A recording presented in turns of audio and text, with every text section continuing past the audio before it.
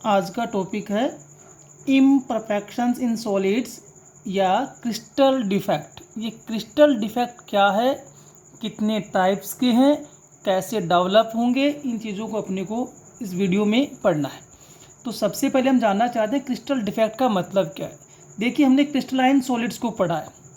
Crystalline solids में क्या होता है, जो कॉन्स्टिट्यूएंट पार्टिकल्स होते हैं वो वेल अरेंज्ड होते हैं, डिसिप्लिन होते हैं बिल्कुल स्पेस में। ये हमने पहले ही पढ़ रखा है ना, हमने शुरू में पढ़ा था कि which type of solids in which constituted particles are arrange in a regular pattern और discipline pattern, that solids are called crystalline solids. तो ये शुरू में हमने पढ़ लिया था। तो क्रिस्टलाइन सॉलिड्स में जो कॉन्स्टिट्यूएंट पार्टिकल्स हैं वो वेल अरेंज्ड होते हैं, और ये जो वेल अरेंज्ड कंडीशंस है उसको हम आइडियल क्रिस्टल कह देते हैं।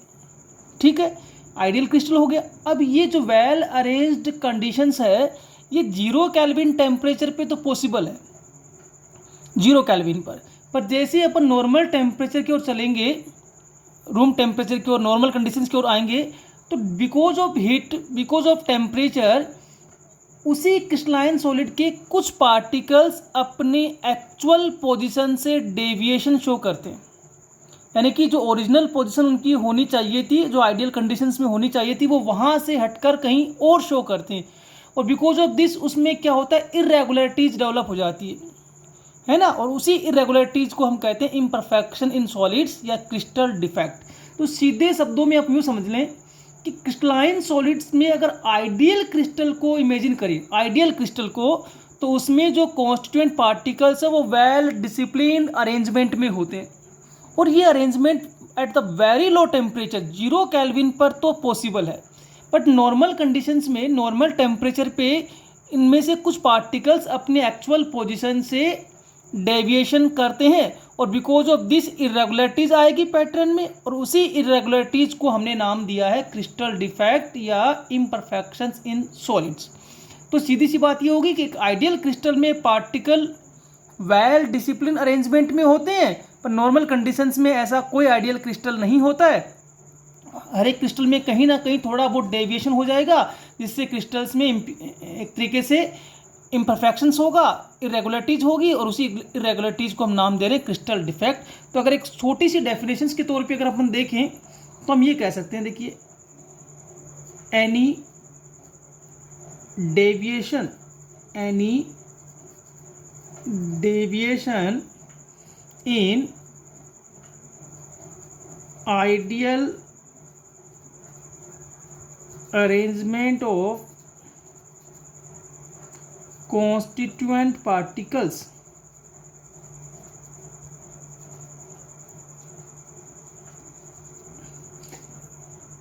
any deviation in ideal arrangement of constituent particles in crystal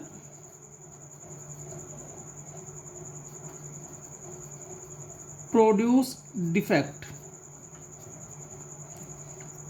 सीधी सी बात है कि any deviation in ideal arrangement of constituent particle in crystal produce defect. यानी कि कॉन्स्टिट्यूएंट पार्टिकल का जो वेल डिसिप्लिन अरेंजमेंट है, यदि उसमें किसी भी प्रकार का डेविएशन होगा तो क्रिस्टल में डिफेक्ट क्रिएटेड हो जाएंगे, और उसी डिफेक्ट को हम करें क्रिस्टल डिफेक्ट या इम्परफेक्शन इन सॉलिड्स। ठीक है, अगर मैं इसको एक सेकेंड वे में बोलूँ तो ये भी कह सकता हूँ मैं, देखिए कि हुआ क्या एक्चुअल में।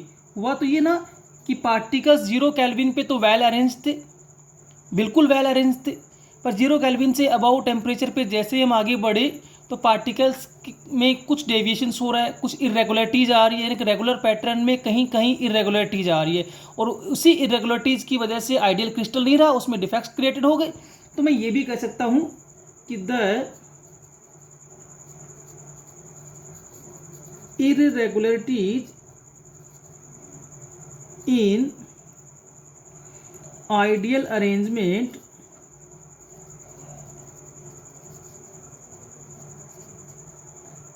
of constituent particles, the irregularities in ideal arrangement of constituent particles are called crystal defect.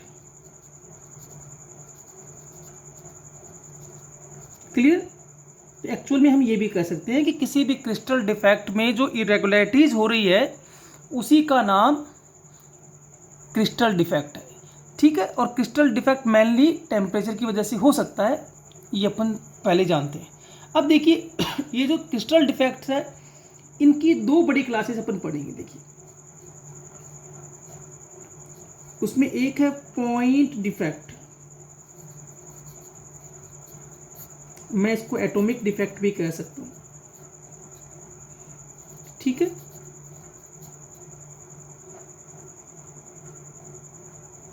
Point defect और एटॉमिक डिफेक्ट। और दूसरा इसमें होता है लाइन डिफेक्ट।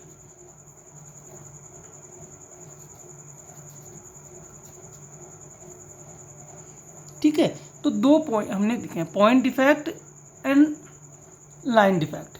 देखिए सीधी सी बात है, हम इसको ज़्यादा डिस्कस नहीं करने वाले कि एक क्रिस्टल है उसमें बहुत सारे एटम्स है, किसी एक एटम्स के चारों ओर की जो पोजीशंस है वहाँ अगर कोई डेविएशन हो रहा है तो वो डेविएशन एक्चुअल में एक पॉइंट, एक एटम को सराउंडेड है तो हम उसको बोलेंगे पॉइंट डिफेक्ट।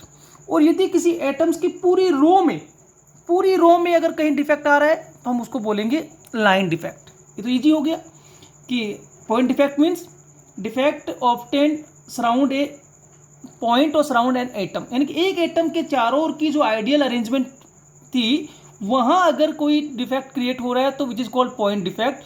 और यदि किसी क्रिस्टल में एटम्स की पूरी रो में अगर कोई डिफेक्ट क्रिएट हो रहा है तो which is called line defect. हमारे सिलेबस में हम जो पढ़ने वाले हैं वह पॉइंट डिफेक्ट या एटॉमिक डिफेक्ट, एटम के सराउंड होने की वजह से इसको क्या बोल दिया, एटॉमिक डिफेक्ट। अब इसकी देखो कैटेगरी है, इसमें जो पहली क्लास है वो है स्टोक्योमेट्रिक। ठीक है, स्टोक्योमेट्रिक पॉइंट डिफेक्ट, तो स्टोक्योमेट्रिक डिफेक्ट ये इसकी पहली क्लास है। सेकेंड जो क्लास है वो है नॉन स्टोक्योमेट्रिक, नॉन स्टोक्योमेट्रिक।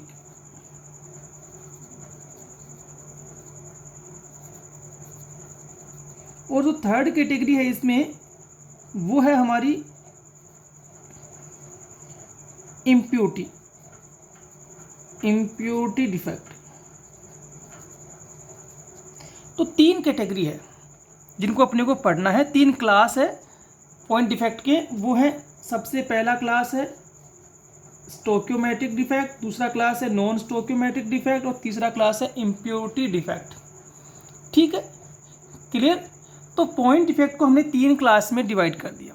उनमें से जो पहला क्लास हमने बनाया वो क्या है, स्टोक्योमेट्रिक डिफेक्ट। अब ये स्टोक्योमेट्रिक डिफेक्ट क्या है, देखिए अपन इसको डिस्कस कर रहे हैं, हम बात कर रहे हैं इसकी। तो इसमें देखिए पहली बात, स्टोक्योमेट्रिक डिफेक्ट का मतलब क्या है। देखिए नॉर्मल वे में अपन स्टोक्योमेट्री का क्या मतलब समझते हैं कि स्टोक्योमेट्री एक्चुअल में किसी भी कंपाउंड में उसमें प्रेजेंट एटम्स का रेशियो बताती है ना, वो किस रेशियो में कनेक्टेड है। ठीक है, अब यहाँ क्या हो रहा है कि before and after defect ratio पे कोई इम्पैक्ट नहीं होना चाहिए, यानी कि in this type of defect stoichiometry की अपन बात करें तो नॉर्मल में अपन ये समझ लें कि ratio of cation and anions जो प्रेजेंट है उसमें वो बिफोर एंड आफ्टर डिफेक्ट बदलने वाले नहीं है। यानी कि सीधी सी बात यूँ समझ ले, NaCl का क्रिस्टल है तो NaCl में Na+Cl- 1:1 में होता है। तो ये आइडियल कंडीशन में अगर 1:1 में है, कंपाउंड फॉर्मूला 1:1 का है, तो आफ्टर डिफेक्ट भी ये रेशियो 1:1 ही रहना चाहिए, तब तो हम डिफेक्ट को क्या बोलेंगे, स्टोक्योमेट्रिक डिफेक्ट। ठीक है, तो सीधी सी बात तो ये हुई कि this type of defect does not affect the ratio of ions means cation and anions। तो this type of defect does not affect the ratio of ions. इसको मैं अगर ये कह दूँ तो कोई गलत नहीं होगा। रेशियो ऑफ आयंस का मतलब मेरा है कि किसको अफेक्ट नहीं कर रहा, स्टोक्योमेट्री ऑफ कंपाउंड। तो this type of defect does not affect the ratio of ions in crystal.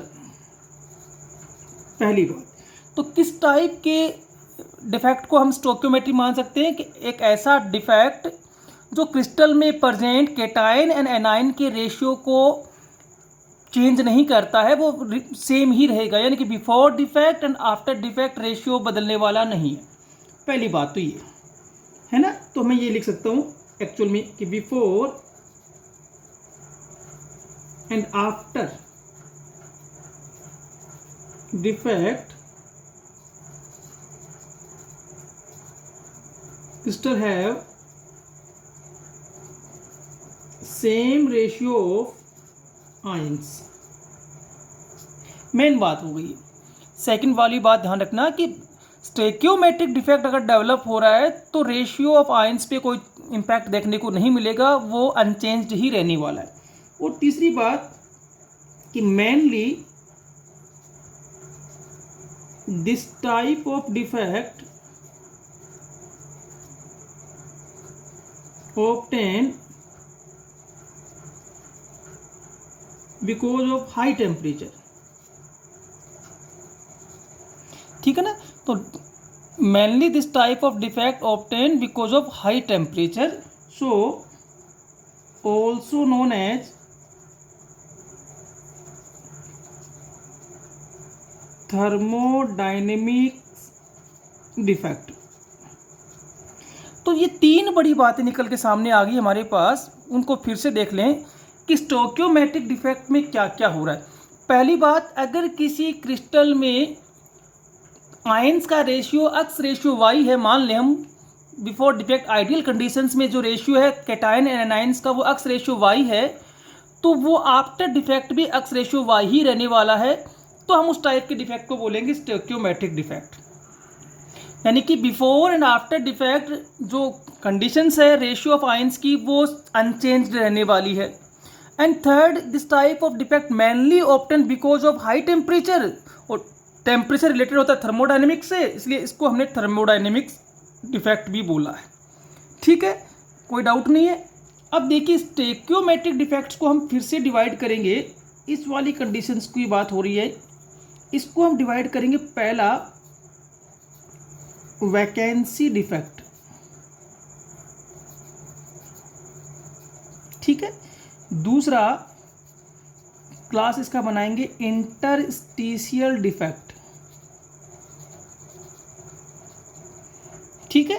Third class अपन इसका बनाएंगे, थर्ड एंड फोर्थ तो अपन अगर यहीं पढ़ें एक बार तो इसका थर्ड क्लास हम बनाएंगे शॉर्टकी डिफेक्ट,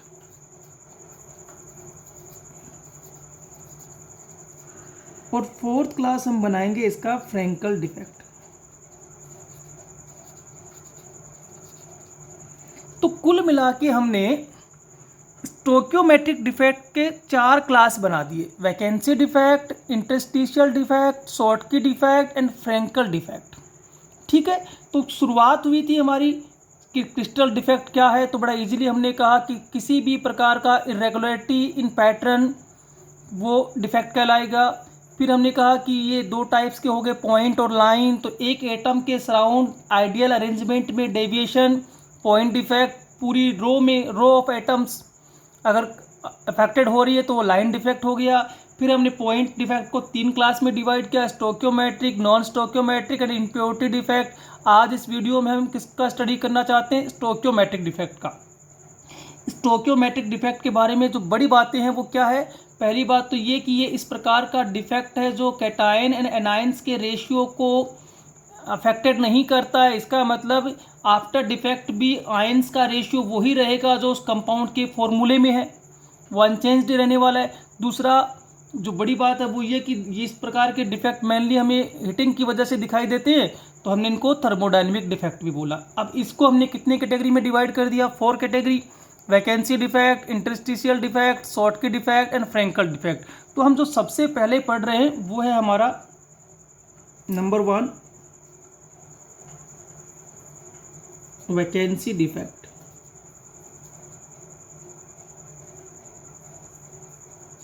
वैकेंसी डिफेक्ट पहले इसको समझेंगे फिर इसको अपन पढ़ेंगे। देखो मेनली वैकेंसी डिफेक्ट में क्या होता है, नॉर्मल वे में अपन इसको समझे तो देखिए कि हमने पहले कहा कि एक आइडियल कंडीशंस में क्या होता है, आइडियल कंडीशंस में कांस्टेंट पार्टिकल अपने एक्चुअल पोजीशंस पे, जिसको आप लैटिस पॉइंट बोलते हो, वहाँ वो आके पोजीशंस को ऑक्यूपाइड करते हैं।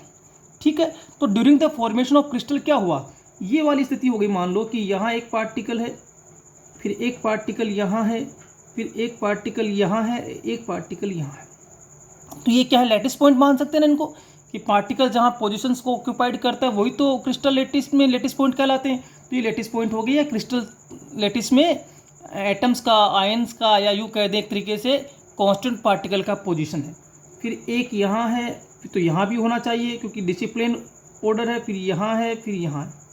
ऐसे ही एक यहाँ है तो अगला यहाँ होना चाहिए, फिर यहाँ नहीं आया, यहाँ से गायब है, फिर ये वाली पोजीशन, ये वाली पोजीशन, फिर ये वाली पोजीशन, फिर ये वाली पोजीशन। तो आप क्या देख पा रहे हो, आप ये देख पा रहे हो कि एक लेटिस पॉइंट यहाँ वैकेंट पड़ा है। यहाँ एक लेटिस पॉइंट होना चाहिए था पर वो वैकेंट है ना। तो ये मैं कह सकता हूँ कि vacant lattice point, vacant position correct है। इसी वैकेंट पोजीशन को वैकेंसी बोल दो, चाहे वॉइड बोल दो। हमने पढ़ रखा ना कि क्रिस्टल लैटिस में जो स्थान, जो पोजीशन एक्चुअल में एटम्स ऑक्यूपाइड करते हैं वो पैकिंग एफिशिएंसी में हमने कैलकुलेट कर लिया था। जो बाकी रिम्पटी पोजीशंस होती है वो हमने वॉइड्स या इंटरस्टिशियल्स होल बोलते हैं। अब यहाँ क्या हुआ देखो कि during the formation of crystal हुआ क्या कि क्रिस्टल बना रहे थे तो lattice points occupied by atoms but some lattice point remain empty.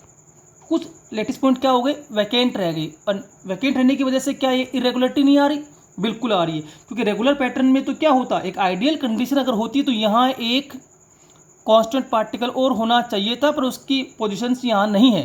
तो अब यहाँ हुआ क्या कि आइडियल कंडीशन से यहाँ इरेगुलरिटी डेवलप हो रही है। और इरेगुलरिटी किसकी वजह से डेवलप हो रही है, वैकेंट पोजीशन की वजह से। इसलिए इसको क्या बोला, वैकेंसी डिफेक्ट बोला हमने। समझ में आ रही बात। तो देखो इसको अगर मैं इसको नॉर्मल वे में कहूँ तो क्या हुआ, कब आया ये defect, when some lattice point remain vacant, correct है ना। When some lattice point remain vacant then due to these vacancy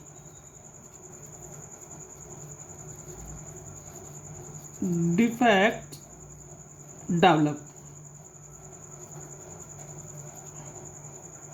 which is called. अब वैकेंसीज की वजह से आ रहा था, हमने इसको क्या बोल दिया, वैकेंसी डिफेक्ट। सही है। सीधे शब्दों में अपन ये मान सकते हैं, देखो इसको कि क्लासरूम है, क्लासरूम में सीटें डली हुई होती है, टेबल्स होती है बैठने के लिए। अब उन सीट्स पर क्या होता है, एक सीट पर एक बच्चा पोजीशंस को ऑक्यूपाइड करता है। तो हम ये मान लें कि बच्चा जो है हमारा स्टूडेंट जो है वो एक एटम है, हम ये मान लेते हैं, ठीक है, एटम समझ गए, या कांस्टेंट पार्टिकल है, ऐसा हमने मान लिया। अब सीट क्या हो गया उसका पोजीशन, तो लेटिस पॉइंट। तो every seat as a lattice point consider कर लो और every student as a atom, as a constant particle कर लो। अब होता क्या है, 45 की क्लास है, मान लीजिए 45 बच्चे बैठाने अपने को। अब 45 सीट डाल रखी है हमने, सब सीट पे बच्चे बैठ जाएं तो आइडियल अरेंजमेंट है, 100% प्रेजेंस है। पर मान लीजिए कि बच्चे 44 ही आए तो क्या होगा, 45 सीट में से 44 सीट्स तो ऑक्यूपाइड बाय स्टूडेंट्स, एक सीट वैकेंट रहेगी।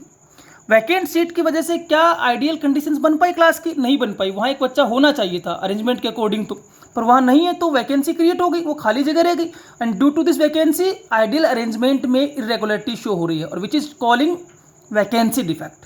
तो क्लियर होगी बात। वैकेंसी डिफेक्ट का क्या मतलब हुआ कि क्रिस्टल बनाते समय अगर एक्चुअल पोजीशन ही वैकेंट रह जाए तो उन वैकेंट पोजीशंस की वजह से कुछ डिफेक्ट क्रिएट होंगे, जिसको हम कह रहे हैं वैकेंसी डिफेक्ट। इसी में अगर मैं आगे पूछूं, देखो कि इस पूरे क्रिस्टल के मास पर क्या इंपैक्ट होगा, तो आप कहोगे देखो 1 2 3 4 4 इंटू 4 यानी कि 16 एटम्स हम यहाँ चाहते थे। 16 एटम की वजह से मास होना चाहिए था आइडियल कंडीशन में, एक मिस हो गया तो मास कितने की वजह से है, 15 की वजह से। इसको देख के बता रहा हूँ मैं आपको, 1 2 3 4 से मैंने 16 का अरेंजमेंट बना रखा है, आए कितने 15। तो 16 एटम का मास ज़्यादा होता कि 15 का, तो आप कहोगे 16 का ज़्यादा होता। इसका मतलब जैसे ही वैकेंट पोजीशन क्रिएट होती है मास में क्या आ रही है, आइडियल कंडीशन से कमी आ रही है। और मास में कमी आ रही है तो डेंसिटी पे क्या होगा, तो हमने पढ़ा density equal to mass upon volume. अब वॉल्यूम तो क्रिस्टल का वही है, वॉल्यूम तो फिक्स है, ये तो हमने पहले बना दिया। वो यहाँ से मिस हो गया तो उससे क्या फर्क पड़ता है, तो वॉल्यूम में कोई चेंज नहीं आ रहा। तो density equal to mass upon volume और वॉल्यूम रिमेन कांस्टेंट, तो density is directly proportional to mass. Density is directly proportional to mass, और मास में यहाँ क्या आ रही है, कमी। ये हो रहा है ना, मास में यहाँ क्या हो रही है, कमी, तो डेंसिटी में भी क्या देखने को मिलेगी, कमी। तो मैं मान सकता हूँ कि ड्यू टू वैकेंसी डिफेक्ट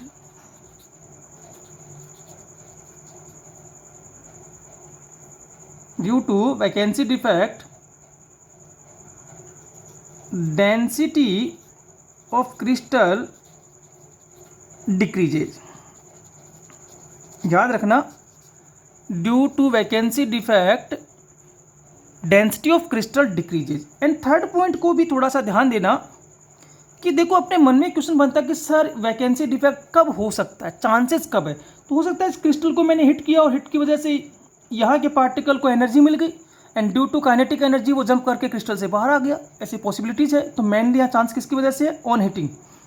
तो मैं कह सकता हूँ मेनली ऑब्टेन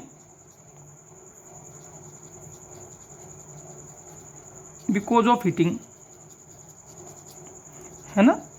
तो इस तरीके का डिफेक्ट मेनली कब हो सकता है, जब आप क्रिस्टल को हिट करें। तो वैकेंसी डिफेक्ट में क्या क्या सीख लिया हमने, 3 बड़ी बातें सीखी। पहली कि क्रिस्टल के फॉर्मेशंस के ड्यूरिंग कुछ लैटिस पॉइंट जहां एटम्स को होना चाहिए था पर वो वहां नहीं आए, वो पोजीशंस वैकेंट हो गई। वैकेंट पोजीशंस को वैकेंसी कह दिया, और वैकेंसी की वजह से इरेगुलरिटी आ रही है, इसलिए डिफेक्ट क्रिएटेड हो रहे हैं, और उस डिफेक्ट को हमने नाम दिया वैकेंसी डिफेक्ट। दूसरा, चूंकि यहाँ पार्टिकल्स लेस हुए हैं, लेस होने से मास में डिक्रीजमेंट होगा, और मास में डिक्रीजमेंट होगा तो यहाँ डेंसिटी में डिक्रीजमेंट होगा, क्योंकि क्रिस्टल का वॉल्यूम तो फिक्स होता है, वो तो बदलने वाला है नहीं। तो डेंसिटी यहाँ डिक्रीज होगी क्रिस्टल की, और यहाँ मेनली चांसेस है कि ऑन हीटिंग जो लेटिस पॉइंट में पार्टिकल जो शायद आइडियल कंडीशंस में था, वो हिट की वजह से एनर्जी लेकर वहाँ से बाहर निकल गया। तो मेनली ये कब आता है, इस टाइप का डिफेक्ट हीटिंग करने पे आता है। तो ये एक कैटेगरी शायद समझ में आ गई होगी आपको स्टोक्योमेट्रिक डिफेक्ट में, पहले क्लास जो कि है वैकेंसी डिफेक्ट। दूसरी क्लास और देखते हैं अपन। तो सेकंड क्लास है हमारा इंटरस्टिशियल डिफेक्ट। तो स्टोक्योमेट्रिक डिफेक्ट का जो दूसरा पार्ट है वो है इंटरस्टिशियल डिफेक्ट। इसको भी थोड़ा सा ध्यान से समझेंगे तो इजीली समझ में आ जाएगा। देखो कि हुआ क्या, लैटिस पॉइंट्स थे 1 2, वही क्रिस्टल को इमेजिन करते हैं जो 16 वाला था ना, ये यहाँ ऐसे एटम्स अरेंज हो रहे हैं आकर, ठीक है, इस तरीके से एटम अरेंज हो गए, मान लीजिए कितना भी बना लो कोई फर्क नहीं पड़ता, और ये बिल्कुल वेल डिसिप्लिन्ड अरेंजमेंट है, यानी कि इस टाइम पे इसमें कोई डिफेक्ट दिखाई नहीं दे रहा, ये इंटरस्टिशियल डिफेक्ट शो नहीं कर रहा, क्योंकि ये आइडियल क्रिस्टल है। आइडियल कैसे, हमने एक ये रो दिखाई है 4 पार्टिकल की, फिर कंटिन्यूटी में ये 4, फिर ये 4, फिर ये 4, फिर अगले 4 इमेजिन करें तो ये एक आइडियल क्रिस्टल दिखाई दे रहा है। यहाँ तो वेल अरेंज्ड है कांस्टेंट पार्टिकल। अब हुआ क्या, देखो ध्यान से, हुआ ये कि अगर मैं इनको ऐसे मिलाऊं, देखो एक ध्यान देना, अगर मैंने मान लीजिए ऐसे मिलाने से कोई फर्क नहीं पड़ता, एक बार डायग्राम अच्छे से समझ में आ जाता है बस।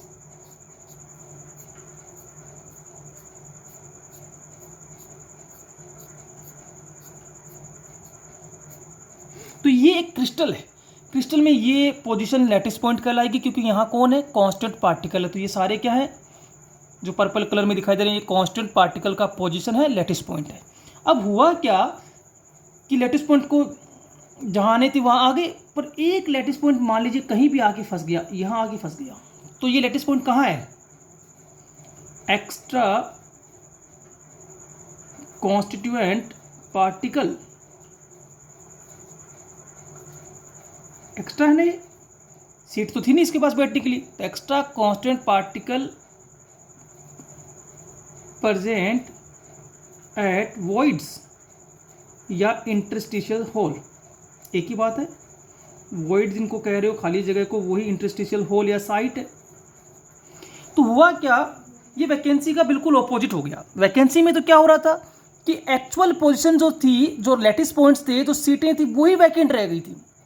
यानी कि हमने कहा था ना 45 स्टूडेंट्स का अरेंजमेंट है क्लासरूम में, बच्चे आए 44, तो एक सीट वैकेंट रह गई। इस बार उल्टा हो रहा है कि वही क्लासरूम है, 45 का अरेंजमेंट है, सीट्स 45 हैं, एक सीट पे एक बच्चा आना है, बच्चे 46 आ गए।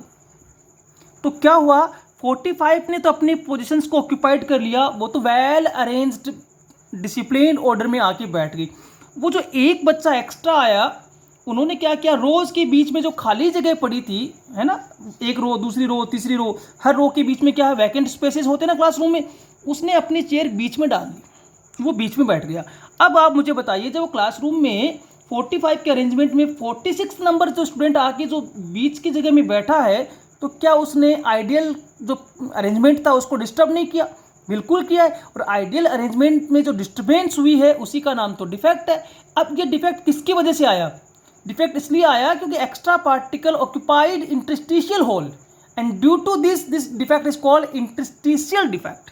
तो यहां से अपन डेफिनेशंस बना सकते हैं इसका बारे में। क्या बना सकते हैं? देखिए पहला पॉइंट, ये कब आया? When some constituent particles, when some constituent particles occupied interstitial holes then produce interstitial defect in crystal, then produce interstitial defect in crystal। ठीक है, तो यदि कांस्टेंट पार्टिकल ओरिजिनल पोजीशंस पे आने के बाद एक्स्ट्रा स्थिति में आके इंटरस्टिशियल होल्स में बैठ जाते हैं तो वो इंटरस्टिशियल डिफेक्ट डेवलप करते हैं। नंबर 2, अगर मैं आपसे पूछूं डेंसिटी पे क्या इंपैक्ट होगा, तो बड़ा आसान है आपके लिए कि 45 विद्यार्थियों की बात हो रही थी, 45 की एक्स्ट्रा बच्चा अगर क्लासरूम में आएगा तो मास इंक्रीज ही करेगा, पर क्लासरूम का वॉल्यूम तो इंक्रीज होने वाला नहीं है, वो तो बाउंड्रीज में पैकअप है बिल्कुल। तो वॉल्यूम वो ही अनचेंज रहेगा इस बार भी, पर इस बार मास इंक्रीज हो रहा है क्योंकि नंबर ऑफ पार्टिकल्स इंक्रीज हो रहे हैं, और मास इंक्रीज होगा तो डेंसिटी भी इंक्रीज होगा, क्योंकि D equal to M upon V, if V constant D then D proportional to M, ये सब जानते हैं आप लोग। तो ड्यू टू दिस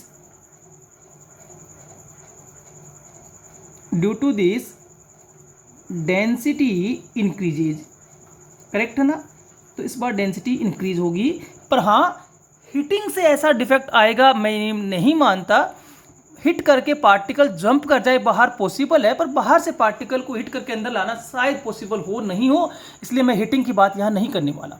तो ये दो कैटेगरी शायद समझ में आ गई होगी आपको, इंटरस्टिशियल डिफेक्ट और वैकेंसी डिफेक्ट। जनरल वे में आप इसको यूँ समझ लें कि क्लासरूम का एक फिक्स पैटर्न होता है, वहाँ आपको 40, 45, 50 जितने भी बच्चे बिठाने होते हैं उतनी सीट्स अवेलेबल होती है। अब अगर मैं मान लूँ कि क्लासरूम 45 स्टूडेंट्स के लिए बनाया गया है, तो 45 स्टूडेंट्स को वेल अरेंज करने के लिए सीट्स अवेलेबल है। अगर 45 से कम स्टूडेंट्स आएंगे तो seats remain vacant, because of this irregularities develop हो जाएगी which is called vacancy defect. और यदि सीट से ज़्यादा नंबर ऑफ स्टूडेंट्स आएंगे क्लासरूम में, तब वो स्टूडेंट्स वैकेंट स्पेसेस में चेयर डाल के बैठेंगे, उससे भी डिस्टर्बेंस क्रिएट होगा, और उस समय जो डिफेक्ट होगा उसको बोल देंगे इंटरस्टिशियल। यही माइंडसेट आप क्रिस्टल में अप्लाई कर दीजिए कि during the formation of crystal if lattice point remain empty, then these vacant space develop some irregularities in crystal which is called vacancy defect।